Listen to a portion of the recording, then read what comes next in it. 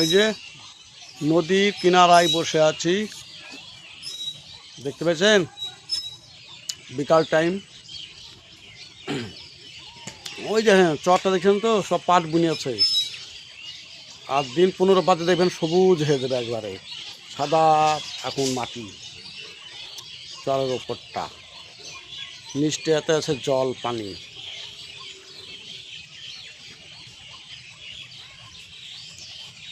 আপনারা পাট টাট বুনেছেন কি না বুনেননি কমেন্ট করবেন, পাট বুনে থাকলে কমেন্ট করে দেবেন। আর আমাদের এখানে চরটাতে ওই 4-5 দিন হলো পাট বোনা।